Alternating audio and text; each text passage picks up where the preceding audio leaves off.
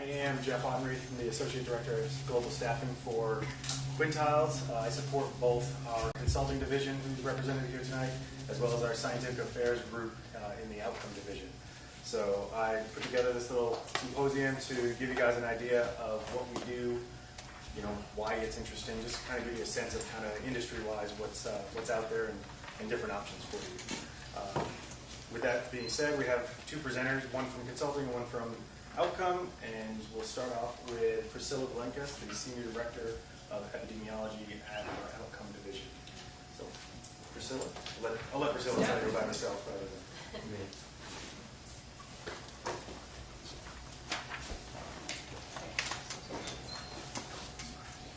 Well, thank you, Jeff, and I'd like to thank everyone for taking your time to come this evening. We're excited to be able to tell you a little bit about our outcome scientific affairs group and consulting groups, and are going to be very available after the presentations tonight to chat with any of you further about your interest in possible careers with Quintiles.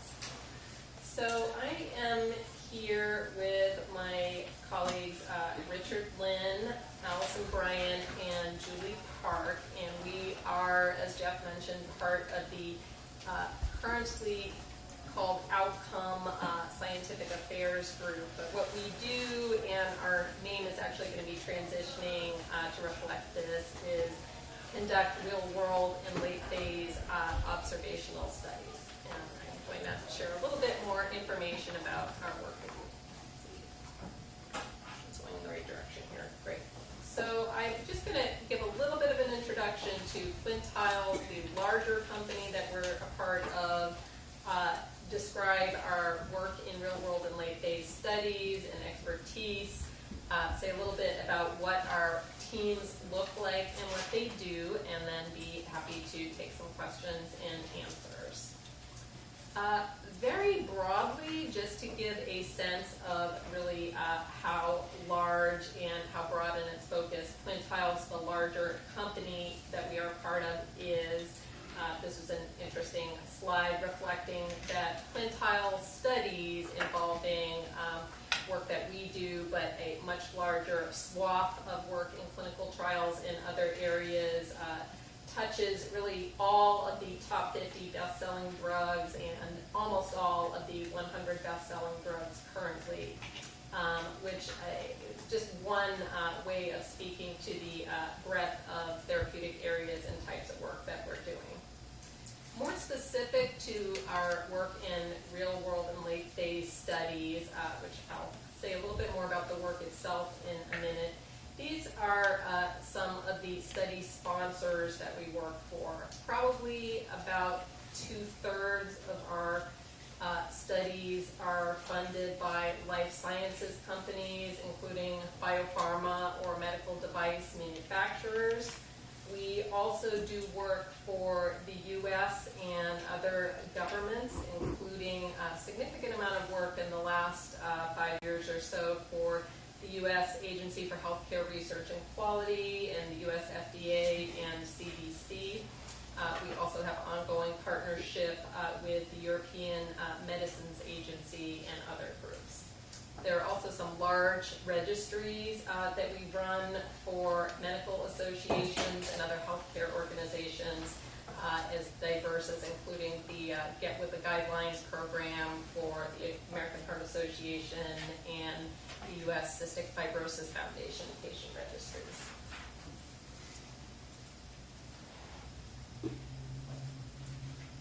I think this is everything on this slide. This slide begins to get into a little bit more of the types of research studies that our group conducts. Assuming everyone in this room is likely to be a public health student or recent graduate in one of the disciplines relating to epidemiology, biostatistics, health policy, or something close to those, and I'd be interested in hearing if there's some other areas that are represented here. And relating to many of those areas, we conduct observational studies, many of them directed towards the post-marketing safety or effectiveness of new products that come on the market, a lot of them driven by regulatory requirements that companies are required to meet to ensure the safety of their products after marketing. Other areas include pregnancy and disease registries, quality improvement programs, more broadly, health economics and outcomes work, some market access and studies to support expanded labeling. We also incorporate patient-reported outcomes measures, including quality of life and other factors. The second column reflects just, again, more of a broad sense of the scale of current studies, being about 220 ongoing global studies that we have that are either in the category of patient registries or other observational, mostly prospective cohort studies, you would say.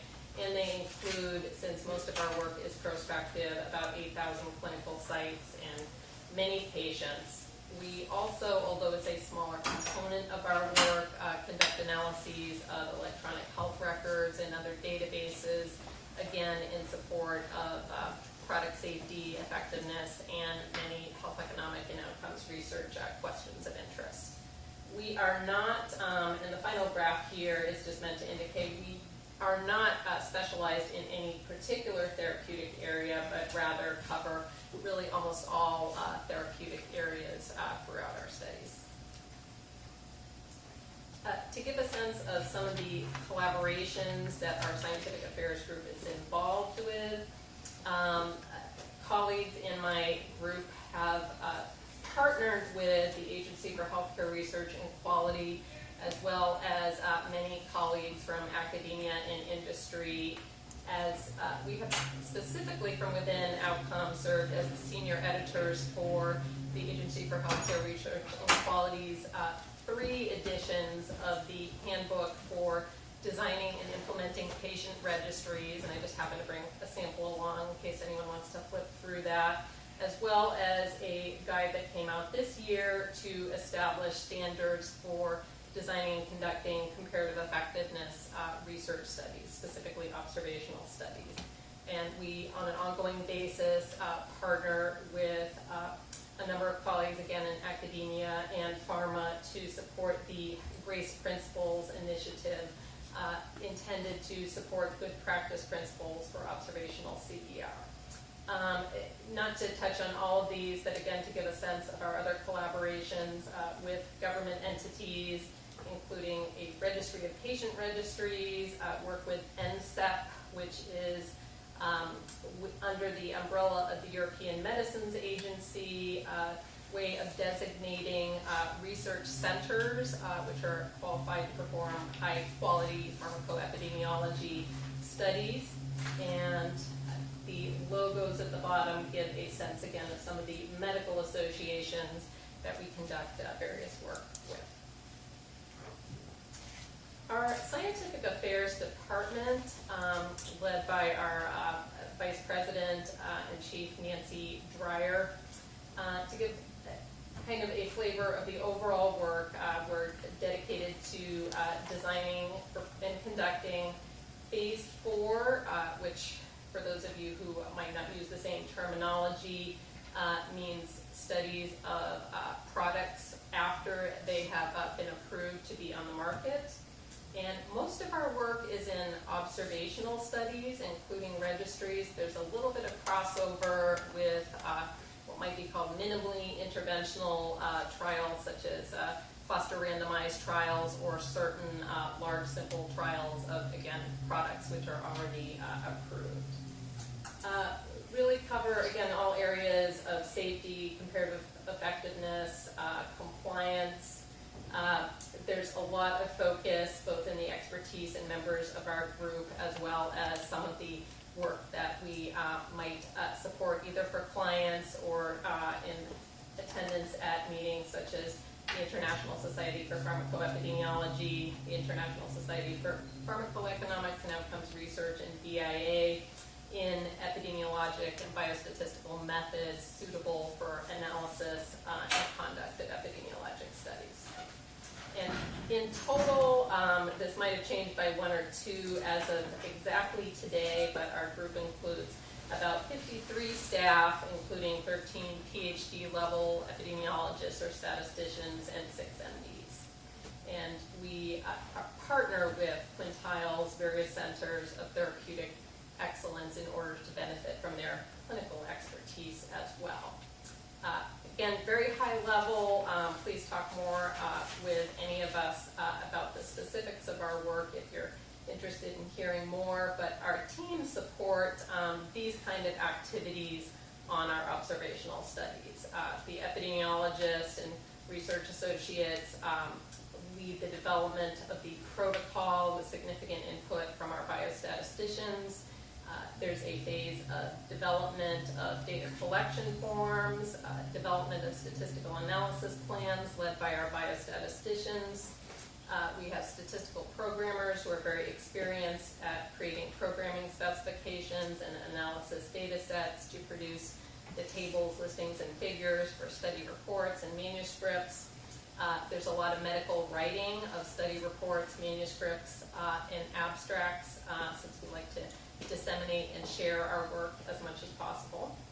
And we are here today because we're excited to talk to you about possible positions. We are looking for epidemiologists, biostatisticians, research associates, and I've just said a little bit more about what that position looks like. Usually a master's level public health trained individual who might have focused in epi or biostats or health policy or related areas, as well as statistical programmers. And both for us and for you, we expect to be hiring and growing over at least the next year in our Cambridge, Massachusetts, Rockville, Maryland, Research Triangle Park offices in the US, as well as in the European Union and Asia. So even if you are not looking to start a new job in the next month or 2, or I think you'll find that the list of positions that Jeff left out on the table is pretty all-inclusive, but if for some reason it isn't a match for what you're looking for tonight, please do keep us in mind over the next year and get back in touch if something, if the right time and the right position presents itself, which it probably will over the next year.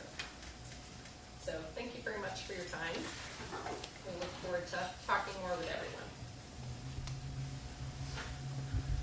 Jeff, did you want to kind of push questions to the end after book presentations? Yeah, I was just going to say, we'll have time afterwards to do specific Q&A. We have folks from each group that have come to kind of, I guess, spread out and be able to field all the questions rather than take a while to field everybody's questions here. So without further ado, we'll bring up Anna Lindstrom. She's a senior director in our consulting division. And I'll let Anna tell you a little bit about herself and background and get started. Okay, I have to switch computers, so just bear with me for a second. Actually, Jeff, maybe you can help me. Sure. This cable. While we're working on cables, I just want to say that I previously have worked at 2 other consulting companies, both very large consulting companies, and one of the reasons why I've come to Quintiles is because of the presentation that you just gave. As an example, I spent 16 years as a consultant straight out of college. I'm a professional problem solver. I've solved problems of all kinds. And I love life sciences, and I love the fact that I, at Quintiles, can listen to a presentation after working in this industry for 16 years, and I already know I have questions for you. So there's a very nice collaboration that exists between our consulting group and the rest of Quintiles. And for 16 years, I was, well, maybe not the first few years, but for several years in my career, I was considered a life sciences expert. I joined Quintiles last January. I am definitely not the life sciences expert anymore. So I think that's a really nice dynamic that we have. And if you give me just 1 second, I'll pull up the slides.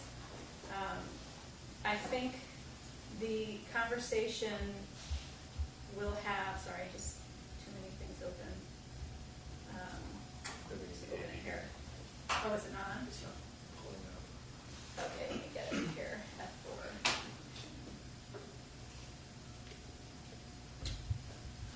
Should come on. Here we go. There it comes now.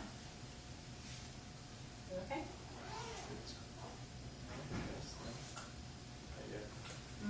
Maybe I'll just talk to you.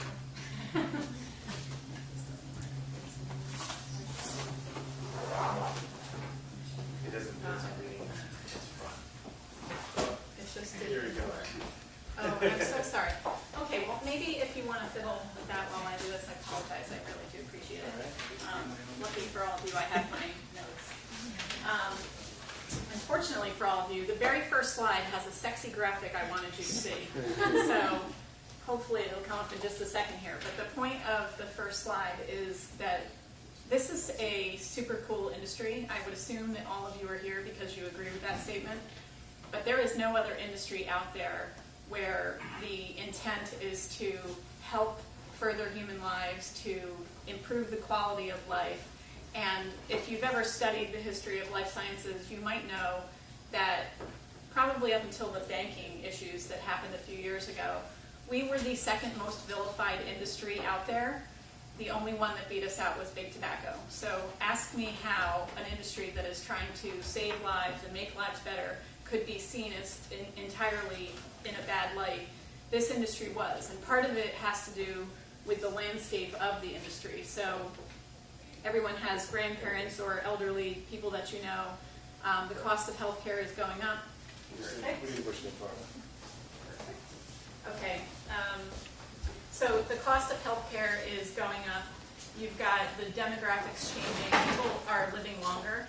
I recently had a conversation with someone where they asked how much money we should spend on healthcare for someone, and if someone got to be, say, I don't know, 90 years old, should we decide, like, you're done, we've spent as much as we're going to spend on you because we can't fund healthcare. You've got shrinking reimbursement, so people used to go into the medical field, they wanted to be doctors because they were going to make a lot of money. That's not as true anymore. I won't go through each of these things, but needless to say, you know, I think you guys all have selected a fabulous area to study, and I tell people all the time, if you want job security, there will always be jobs in healthcare because, if anything, when the markets go down, people take more drugs. So there will always be jobs in healthcare. So when you look at that environment and all of these complexities that are going on, there's all these challenges. And the beauty of these challenges is that I'm able to go into my clients and talk to them about them, and I can say I'm a professional problem solver, and I can let them know that I know people like Priscilla, and she really knows what she's talking about. But I can have resonance with them when I talk about the fact that drugs aren't getting to market fast enough, that stakeholders now want real evidence as far as outcomes. It used to be, actually, if you study some of the history, very interestingly, for a long time, efficacy was not required when drugs were put on the market. And truly, surprisingly, like in my time, there was recognition that, you know, hey, we probably need to get some of these old drugs off the market that were allowed in the market when we didn't ask for efficacy. So as long as it didn't, you know, kill somebody, if it wasn't effective, that really didn't matter. And those things stayed on the market. Anyway, stuff like that is being changed. You've got patient engagement with patients going on the internet. A lot of times doctors have people come in and they've already self-diagnosed. So I know that's not easy for the doctors, but people are going out there to WebMD and they're coming in and they're telling you what is wrong with them. So this is a very interesting environment, and you know, my experience is probably very relevant to those of you who are MBAs, to those of you who are MPHs. In our consulting business unit, we do hire MPHs as well. But there's a bit of a difference in that I don't put drugs on the market. I don't do risk-based monitoring per se. I go into a client and I talk to them about these problems and the challenges and the changing environment, and I convince them that they need to work on their risk-based monitoring. At which point, I would bring in a team of people that have skills across process, technology, organization. Sometimes it's the strategy and creating a roadmap. And chances are I get somewhere through that process, And then again, I'd call someone like Priscilla because I'll get deep enough in where I'm consulting our experts as to the exact nature of the problem that our clients have. Another thing that consulting sometimes does is we can be in conversations where a client might be smaller in terms of revenue and they may not have the infrastructure to do risk-based monitoring.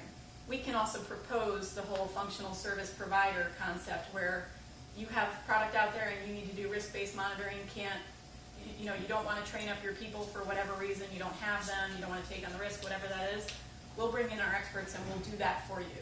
We'll wear the Merck jacket and look like a Merck employee and do the Merck work. So I think it's a very different value proposition than a lot of other consulting companies. You can see here this slide talks about being a fully integrated healthcare services provider.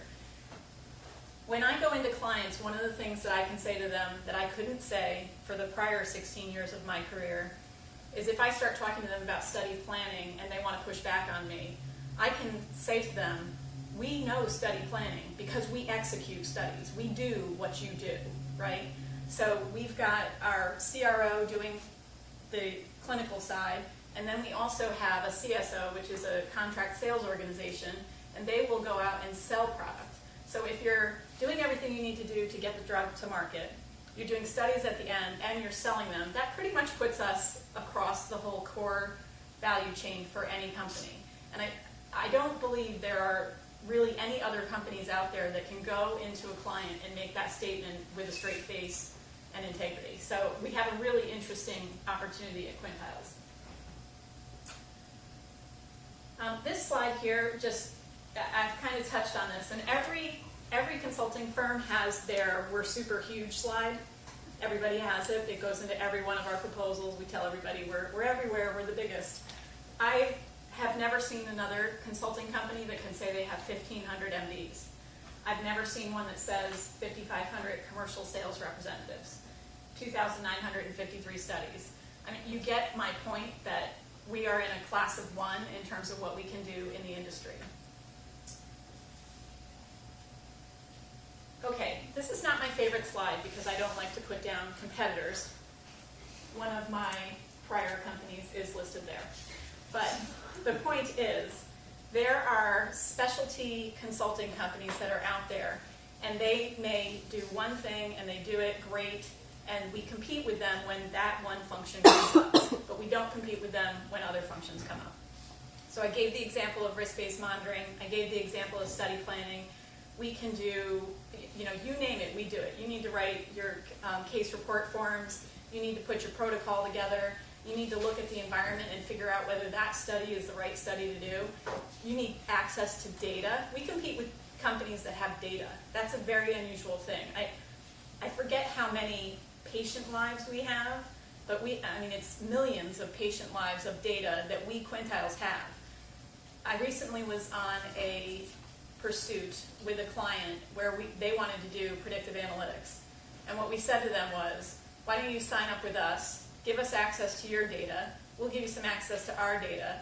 If you want to buy new data, and we agree to buy that data too, we'll share the cost with you, and we'll create an engine for predictive analytics. There's not a lot of companies, I think, that have a win-win scenario in a situation like that, and that's just one example. On the right-hand side of the slide, this is one of the companies I came from. I can talk my way into a good situation. I'm good about, things got to be faster, your people might not be talking to each other. But as soon as someone jumps into the metadata that they want to talk about in a meeting, in my prior employer, it was hard to find someone who could talk about the metadata. There's no circumstance I could find myself in at Quintiles with a client where I couldn't go 1-800 call an expert. There is an expert for everything that has to happen in the field, no matter what it is. Sometimes you just have to locate them. But that's an unusual differentiator for us. So we're not a generalist consulting firm. In terms of consulting and the size, we're actually fairly small right now. We've been growing for 10 years or so. We started focused on manufacturing, but we are moving into all of the other areas. And one thing I can say is, and we're growing fast, and it's probably the bane of Jeff's existence because I'm on a recruiting call with him every week asking for more people. So we are sold out. We have more work than we can deliver if we don't get good talent. We need people who can solve problems, who can think creatively. You know, and the MPA, MPH pool is a great place for us. You know, we're not looking for aeronautical engineers. It's great that they can solve problems, and maybe we'll hire a few of them to think differently, but we're Quintiles, right? So we are a life sciences consulting company, and the more people who know that, the better. So let's see. In terms of the culture, I think we are, as I said, going through an evolution. We're collaborative. We're very much entrepreneurial. It's a place, it almost feels a little bit like a startup in the consulting side of the business because we are making our path forward. And so that's very unusual as compared to some of the larger consulting companies. The thing that's beautiful about it is we have a lot of talent from the large consulting companies, and that group is actively creating the standards and the processes, and it'll be the Quintiles way, and that will come to be over the next year or two. But it is a very innovative and entrepreneurial environment now. So for folks that want, I always say that it's like being in a startup with the stability of this massively large CRO that we're attached to and a massively large CSO that we're attached to. So it's like being safe. I don't know. It's like I got the small company within a big company. Yeah, I got like the safety card when I joined Quintiles. I could try startup with this whole security blanket kind of concept. Moving forward is in terms of how we are branding ourselves, and I think a lot of our clients see this slide. We tell our clients that we do strategy work, and that is absolutely true. As a company in life sciences, we are absolutely interested in what the future of healthcare is. We are absolutely interested in finding the best processes because if we can make a better process, we can use the better process. So we would never design something for our clients that we would not use ourselves. As I mentioned, we've got a huge amount of data. We have an analytics engine. This predictive analytics pursuit that I was on recently, I was on with Brian Greiner, who you might know. He is a phenomenally intelligent analytics guy who, when he speaks, my brain might go on mute for a minute because I have no idea what he's talking about, but I know he's incredibly smart. This is the kind of analytics that we have. It's just phenomenal. And then in terms of domain expertise, the way that we're structured, there's a regulatory and quality group, there's an R&D consulting group, there's market access, and there's market intelligence. And we have people that do people, process, technology, and strategy kind of through that area. But there are experts. If you want to talk about pricing, I know who to put you in touch with. If you want to talk about the next generation clinical model, I know who to bring to the table, and there is that specialty. Okay, I mentioned that we are very much interested in the future of healthcare. I believe that Quintiles is actively working to shape the future of healthcare, and we recently had does anybody remember what our big event was that just occurred, which we... Executive Leadership Forum? Thank you, the Executive Vision Forum, yeah. So we recently just brought forward a whole bunch of CEOs and senior vice presidents from across industry, and the whole purpose of this event, it's like the Super Bowl of life sciences, is to bring the biggest thought leaders forward and to ask the question of where is healthcare going in the future. So all sorts of futuristic concepts are discussed, and people are trying to get 10 years ahead of the industry, and how can we leapfrog where we are today. Quintiles is the sponsor of this event. I've never really heard of an event like that sponsored by another consulting firm, and it's not just done by the consulting group, it's done by Quintiles as a company. So, we're focused on the reinventing of drug development. Nobody's ever going to get their drugs fast enough. That's a nice challenge for us. shaping market access. There's a lot of people out there who need drugs and do not have access to them, and something has to be done about that. You've got commercial models. There's a whole pressure on the commercial system now, and if the commercial model doesn't change, it's just going to break. And you see evidence of this in the industry when companies let go of their sales force. They're not letting go of their sales force because they want to let go of the revenue stream. They're letting go of their sales forces because their sales forces are no longer effective. And then operational excellence. This will always hold true in life sciences companies, in my opinion, because you've got mergers and acquisitions, companies coming together and going apart, and every time that happens, the roles and the processes and the technology, they all become disjointed, and then they've got to come back together. So, you know, for me, this is my game plan in terms of job security. All right. I think this client list looks very similar to the client list that you showed, Priscilla. You can see that it's pharmaceutical, it's biotech, device diagnostic, consumer, and other. And when I looked at the slide, the one thing I didn't like was that it doesn't have any of the regulatory agencies or any of the alliances or things like AHRQ. None of those are listed on here. But the point being is we are at the biggest clients. We are across the subsectors of life sciences, whether it's biotech or diagnostic. And really, I feel like we have our hands kind of in anything big that's going on in the industry. We're there. So in the consulting side, one of the things that's a little bit different is, as much as having the CRO and the CSO is brand permission, we do still have to always go to our clients with a unique value proposition. And I think the reputation of Quintiles Consulting is growing. Everybody knows Quintiles, the CRO. Everybody, well, a lot of people, most people I think know that we have a sales organization. Not everybody knows that we have a consulting organization yet. Our thought leadership is growing. These are some of the examples of that. And really we're trying to get our name out there a lot more, with thought capital being one of those mechanisms. So you can see some examples. You've got biosimilars development. We're not writing, high-level, la-di-da, no content kind of thought leadership. There's real content that is generated through the Quintiles organization. This last piece here is, in terms of the unique perspective, I touched on this already, but there is no other company that can come into a life sciences organization and say, you're having problems with recruitment, and you're having problems with recruitment in Singapore. Great, I can talk to you about that in Singapore. I can have a very targeted conversation because we do recruitment in Singapore. My prior companies would have said, yes, I can talk to you about recruitment. They would not have said in Singapore.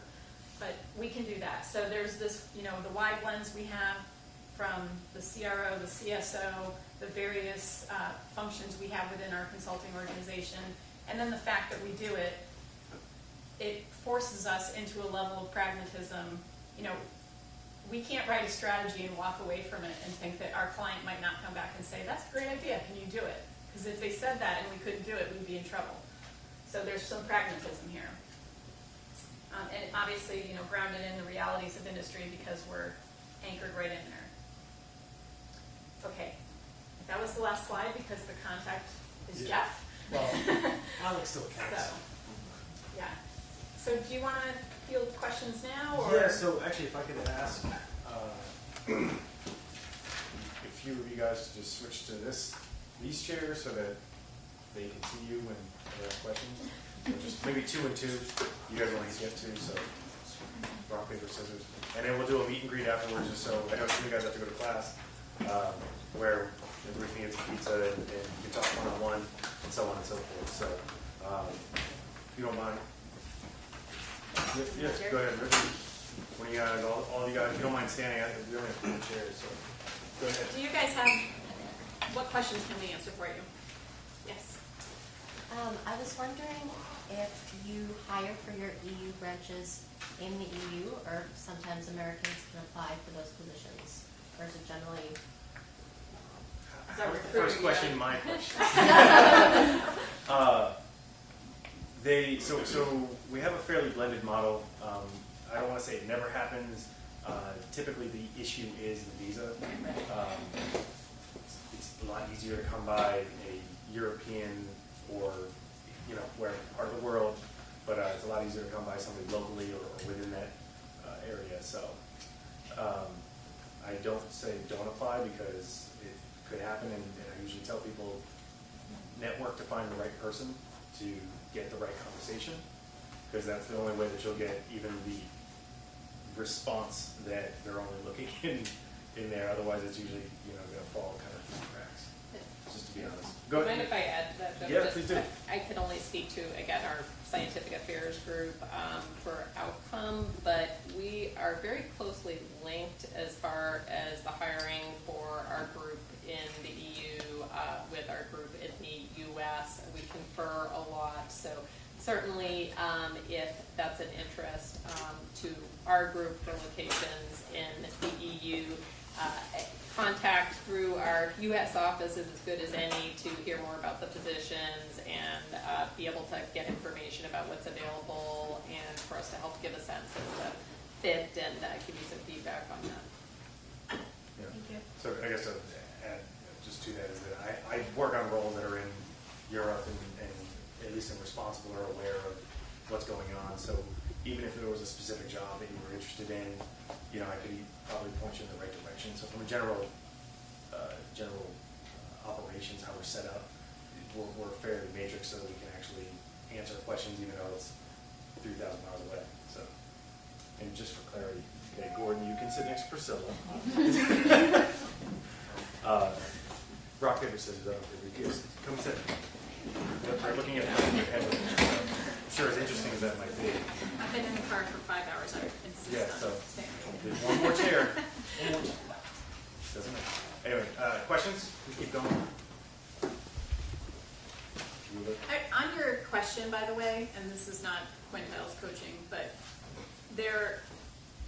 you're going to face the same challenge with any company, be it Quintiles or anywhere. If you don't have a very unique skill set that's going to get you placed in the EU, there's regulations that make it difficult to just take people from the U.S. and bring them to the EU and vice versa out of geography.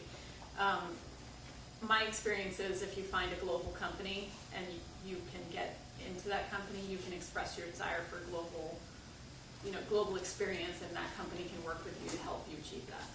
Yeah, I'm actually working on something right now about somebody that's in Europe coming here, and we're going through the process to get their visa, bring them here to, I think they're going to New York actually. But anyway, they were an employee first, and then, so that's going off of what Ed is saying. Yeah. Other questions? Here. Hi, my name is Yusuf.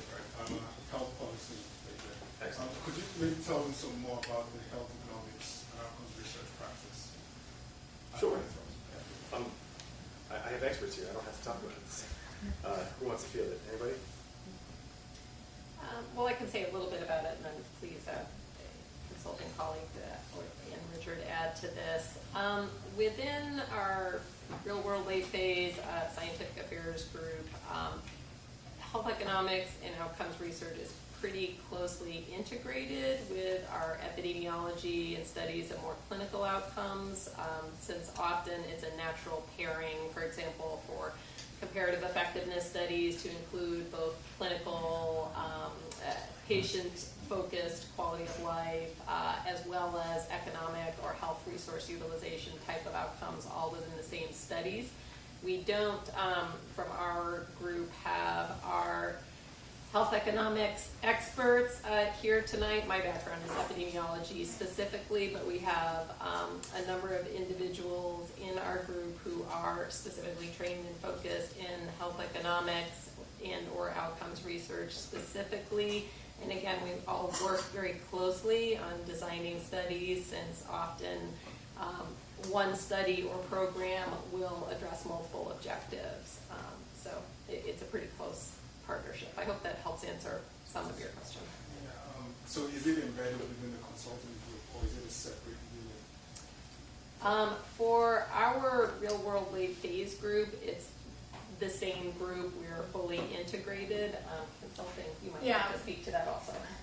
So, and I apologize because I joined in January, but when I have worked with our health economics outcomes group, it's been a separate group within Quintiles. However, in the consulting business unit, we have health economics people as well. So they're sort of lined up to consulting, but if you want to bring the Army in, there's an Army in, we refer to it as Big Q because we're so small in consulting. But there's this health economics outcome group there. And I mean, they helped as an example with the predictive analytics thing that I was talking about. And they have a massive amount of data that they have access to. So, you know, I think you can find placement in either side if that's something that you're looking for.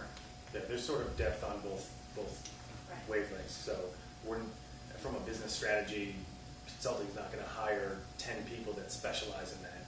They'll have one person or 2 people, and then we always have the bigger queue as a resource. You know what I mean? So the models are a little differently, but at the same time, there's sort of a place for both. And maybe just to illustrate a difference in case it's not clear, is if someone were to join in health economics outcomes research and join the bigger organization of Quintiles, I think you might find more stability in terms of, for example, running a very large trial for a company for several years. The folks that work in the consulting organization, you know, they're a little bit more like, you know, at a ping pong table where one day they're at this client and they're doing stuff, and then, you know, a month later they're someplace else, and, you know, they're all over the board in terms of, you know, you have a question on health economics, we show up and there we go.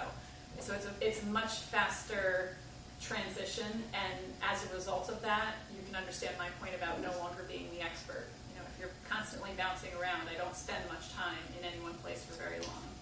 So that would be a difference in terms of where those two groups would be. Yeah, I'd agree. The difference would probably be length of engagement, but there's a good variety in both outcome as well as within consulting. You're never really stuck doing one thing. I mean, maybe Julie and Allison, who work hands-on day to day, and are both BU alumnus, can give an example of like different projects that they're working on, just for argument's sake. Don't both speak at the same time. You guys are shy. This is your I home know, territory. yeah, it should be easy. Julie, you can go. You're closer to me. Congratulations. I personally don't think I've worked on too many studies involving economic outcomes, but Even just the variety of the different projects that you've worked on, just to like kind of give a flavor of. so most of the projects that I've worked on are safety or efficacy studies on already marketed treatments. There's one study that I worked with Priscilla on that we partnered with HRQ for a study on glaucoma treatments. It's involved in a study that was just run in Panama, looking at caregiver behavior in seeking healthcare facilities for children that might have suffered bacterial infections. So that was interesting. In addition to working on some of the safety and efficacy studies that Julie is describing, for a variety of indications and disease areas, I've also had the opportunity to work on a few methods-based projects that Priscilla mentioned, some of which are best practices for comparative effectiveness research. And as far as the tasks involved, there's a good amount of report writing. There are opportunities to do smaller analyses and work on protocols and other deliverables that our department works on. Gordon, you want to give them a flavor of kind of what you do? And we're just trying to get some questions flowing. So. Absolutely. So Marissa and I are actually part of the market intelligence practice based here in Cambridge within consulting. I think, just to give you an example of the type of work we do, the flavor of it, a lot of it is kind of opportunity, assessments for, our clients who have potential assets in phase 2 lots of times. So lots of times the key question is really, is this product going to be commercially viable for us to get into? And so I think that will be a really good opportunity for us. So we leverage lots of different methodologies, different qualitative measures, lots of different quantitative core analytics that we can also do, lots of secondary research. It really doesn't matter kind of how we do it. Ultimately, we want to come to what we really think is the market truth, what the true landscape is in its current form, what it'll kind of evolve into in its future form. And so, one example of work I've done in the past summer is looking into an opportunity for an international overseas client into a potential product they have for dry eye syndrome. Ultimately, they wanted us to develop a 10-year epi-based forecast for the product to see if this is something that can meet their commercial viability goals. So to kind of first get a good sense of the contextual landscape, we did qualitative interviews with several key opinion leaders, ophthalmologists who we deemed as kind of being a real expert in dry eye syndrome. Then we kind of, using that qualitative base to understand the hows and whys of their treatment, decision making, understanding of what types of future treatments are in the pipeline, what their understanding of it, any key unmet needs. We then created an online survey with a pretty robust sample of both primary care physicians and ophthalmologists, those people who would actually be prescribers of a product like this, to kind of feed into ultimately a forecast for that specific product. And I can go on and on about this. Just to give you a little flavor of what we do, that would be kind of really core work that we do. Anything you want to add? Yeah, sure. Echoing kind of that piece around using different research methodologies and types to advance kind of clients' strategic questions. One project that I worked on that was pretty memorable, and actually Gordon helped out for a period on it, was a product for a brand that actually truly underperformed in the marketplace, a melanoma product. And our client came to us and said, we had a whole brand plan, we did a lot of market research, we had a lot of analytics, and ultimately, whatever we did, it didn't work. So we're coming to you to figure out what went wrong, where our gaps might be in the market in terms of our understanding, and then help us kind of resurrect this brand and put us on a path forward to enable optimal commercialization. So we, started off with a research plan that was basically reassessing and reanalyzing all that they had done, and then discovering the gaps, the inconsistencies. We called in a lot of our internal melanoma oncology experts, and we kind of diagnosed where they were at and why. And then we created a plan moving forward for more research. So we conducted several streams of primary and secondary research, one of which was ethnographic research. So we actually traveled around the country and spent entire days in oncology centers, talking with all of the different stakeholders, from the nurses and the PAs to the oncologists and the patients. And we ultimately were able to develop a set of strategic tools known as scope tools. So we basically kind of did away with a lot of their existing work and used what we could, but basically put them on a path back to success. So it was a really interactive project that involved talking with everyone from our client, from the salespeople to the market researchers to the brand team, engaging across the streams of research and the questions that we knew that they needed to ask to kind of get the brand back on track. So I think we do a combination of the opportunity assessments as well as some of the kind of sticky questions that clients come to us and really need kind of a rejiggering of their thinking and analysis. Great. And then I don't want to forget Richard. He's our senior biostatistician. Get a sample of kind of what you do and variety of your work and things like that. Just to talk all I can. Yeah, because I'm sure there's some folks in here that are either in the biostats focus area or it's very relative to what they're studying. So. Well, I agree with Anna's idea of this is a very super core industry, and Quintiles is a leader of this industry. So within this organization, we did a lot of statistical analysis based on the data that we collected for different projects, and we implemented a lot of methodologies in those statistical analysis, and typically we are two kinds of people. One is statistician, biostatistician. The other one is programmers. So for biostatisticians, the main job you need to do is to, for example, to collect requirements from clients and develop statistical analysis plan, and then organize and reserve resources so that you can conduct analysis. And then you need to also contribute to the protocol development, review the CRF, review the statistical output, and also we will make a contribution to the clinical study report.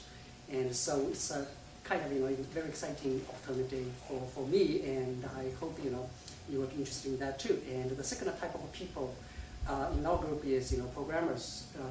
We are using SAS, statistical analysis, and this is a standardized software for clinical trials, including this late phase, real-world late phase observational studies. So we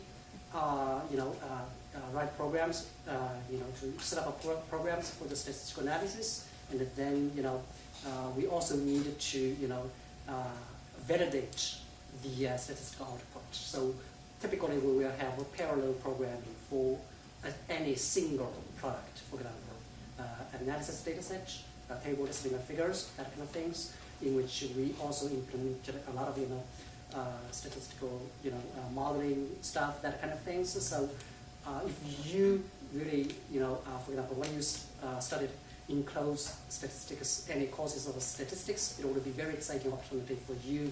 So I really think that ask you to consider in our company is a very good opportunity for you. So I would be happy to answer any questions regarding statistical stuff. I have a question for you. Can you explain the role of a biostatistician as a research associate? That's a good question. I think we work closely with each other. We are statisticians, and there are research associates in the scientific affairs department. And for the biostatisticians, what we usually do is to, for example, when we get the protocol, the CRF case report form is developed. We will develop statistical analysis plan based on the requirements or templates provided by the client. And in this process, we need to get a lot of process help from research associates. But generally speaking, these two parts are really different, and they will help us to, for example, draft the statistical analysis plan, give us references, that kind of things, and we will pay very much attention to the statistical part. I should add, though, as research associates, I think we both had a little bit of hand in some data analysis and also SAS programming. There's like holes to be filled in some of the programming work for some of the easier work. We've been able to handle a little bit of it. So, and as Richard said, there's a lot of collaboration across the epidemiologist side, which the research associates technically fall under, and the biostats side. I just wanted to give another plug for kind of the culture of Quintiles. As you guys are all talking, I was just thinking about how I think above kind of being the young entrepreneurial group, we also across, outcome and consulting and everyone else, we're very much an intellectually kind of curious, almost academic group. I feel like I talk to my colleagues all the time about the work they're doing, and whoever it is, there's, without a doubt, there's just passion for what they're doing and interest in kind of going deeper and kind of going the extra mile. And I feel like that's, as I hear you guys talk, I feel like that's definitely something that recurs across the entire organization. So I feel like folks who are studying, public health and wanting to kind of take their knowledge deeper, this is, I feel like, the corporate setting that embraces that kind of academic spirit in a lot of what we do. That's probably one of the most common things I talk about when recruiting, whether it's a career fair or just over the phone with somebody, is that you're going to work with other highly intellectual, stimulating people. It's going to be of like mind kind of thing.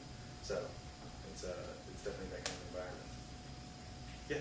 I'm sorry if I'm late if you covered this. So a few of you were BUMPH students. Is that correct? Can you speak to sort of what classes prepared you the best for what you're doing now, if any? Like what your You better concentrations say were, sort of what your experiences were. You are being recorded. Yeah. Definitely the core epi and biostats classes. If you're interested in doing any statistical programming, the SAS classes. I didn't take the pharmacoepi myself. That would probably be a very useful class since a lot of our work is in that area. So. Yeah, I would agree. I think the methods-based classes, either in epidemiology or biostats, are very helpful. I personally took the pharmacoepi class, which was helpful, and I hear there's a drug epi class as well. And as for the sort of issue area classes like cancer epidemiology, I mean, that certainly helps for understanding a certain area, but it's not necessarily needed to have an area of specialty. Were you both epidemiology? Yes. Yes. Yeah, I will say from a recruiting standpoint, very rarely are companies, whether it's Quintiles or Pfizer or whoever, are going to be looking for, somebody coming out of their master's degree program specialized in oncology. You know what I mean? So those sort of very specific classes, if it's an area of interest for you, take it. But bigger picture, you know what I mean? Having a variety of different skills is going to make you more marketable as a person, as a candidate in general. So I think when I was here for the career fair back in March, one of the things that stuck out is a lot of people seem to be doing a hybrid of epi and biostats, and so they've got like kind of a bit of a hybrid look to their resume at this point. And it definitely seems to be, we've hired a couple of people that fit that similar profile, not necessarily from BU, but just in general have fit that profile because we have a need to maybe have them do a little this and a little that. They can fit different holes that, from a staffing perspective, we don't have to hire two people necessarily to fill, one void. So there's something to be said for that. I'm sorry because I come late. So different. Are you recruiting full-time students or part-time students? We're growing fast, so we're recruiting in general. So if you're not eligible to start like now kind of thing, and it's more towards May, I know that our headcount budget for Q2, which would be in May when folks graduate, or even the following year, I know that we'll have additional headcount at that point. We're already budgeted to grow. So as an international student, other concern that if I graduate, will you provide any sponsorship? We have. It is something that we would consider for sure. Obviously, in general, there's the way the rules are written out is that there's only so many that are given each year anyway. So it's not an automatic only because the government kind of says so. So, but we would consider it for sure. Yeah. Hi, I'm Sin Wei. I firstly want to apologize for I'm coming late because I came all the way from the Charles River campus and there was the traffic jam. Yeah, we're gonna figure something was gonna happen. I'm very sorry. Yeah. So my question is that so are you like mainly interested in biostats right now, or you're also open to other majors? Oh, so we have a role. If you haven't gotten them, there's a list of current, at least. As I was just alluding to, there's regular headcount that's approved. So next year's headcount is being discussed right now for consulting, by the way. And so that group is also growing. And then Outcome has, we've already put in place a plan to hire so many research associates next year, so many biostatisticians, and we're even, it's funny because we're actually, in biostats specifically, are looking at folks probably more on the junior side than on the senior side as an advantage to learn and grow within an organization. As you've heard, like we're a fairly academic driven or style of organization rather than like big pharma. We may have a big organization, but that's not the way that we behave. So it gives us the chance to bring folks in maybe at a more junior stage of their career and let them learn and grow within our organization. As you can hear the variety of things that people get to work on, it also gives you a chance as an employee and as a part of the global Quintiles team to really learn and maybe find what you're interested in while while working. So. And just in case anyone is interested in consulting, I just want to give you an analogy. Recently, I believe last Monday, I interviewed someone who worked in the lab.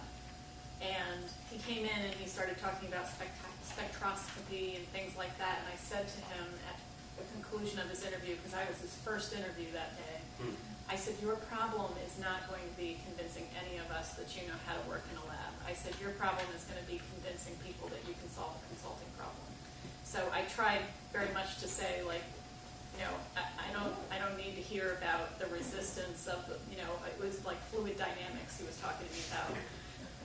And what I really needed to know was, you know, I said to him, I was like, okay, so this product you have, I said, what if I was the CEO and I came to you and said, you know, we're not going to make money on this. You need to do something about it. I said, what would you do? You know, and those are the kinds of questions that on the consulting side, I needed him to be able to say, well, I would look at other competitive products and I would try to understand what made them successful and who was buying them and what's the penetration, who's the market, how do you get in, I needed him to show me that he could think through a problem, because as a consultant, one thing I can tell you is you very rarely have the luxury of solving the same problem over and over again. You know, I'll give one example of a project that I had. I'd flown out to a very large client on the West Coast, and I was brought in, somebody said to me, you know, oh, they need a project management toolkit, and my first reaction was, I'm pretty expensive to do that for them. But I talked to the client, and she started telling me how she had a peer, and the two of them didn't agree on things. And within one meeting, my project had changed from a project management toolkit to an organizational assessment, which led to leadership alignment, which led to values and how they did or didn't agree on their values. And then it led to deep organizational design. You know, who are your clients? Who are your customers? What services do you provide for them? What capabilities do you need to do that? And once we understand that, we'll put some pictures on the wall of what your organization might look like. Form follows function. That's the first time in my career I've ever done organizational design, and now I'm an expert. So this is the kind of thing, if you want to go into the world of consulting, get to an answer. And if I can figure an approach out to get to an answer, I promise you, on the other side of that approach, an answer will emerge. But if you try to jump to that answer first, you will probably land in the wrong place. Any other questions, anybody? What type of background do mostly statistical programmers have? So it's actually, that's one of the curious ones, because I've run across programmers that have, you know, they're like, they have a bachelor's in English and just have a knack for programming. And through the course of trial and error, I've figured out how to become really good at programming and have made a career out of it. Others, you know, but on a traditional sense, typically it's going to be probably a focus degree from an accredited school like this. You know, the bachelor's or master's level. A lot of the programs that I see nowadays tend to start working and then go back and get their master's after they've been in the field. That seems to be the trend.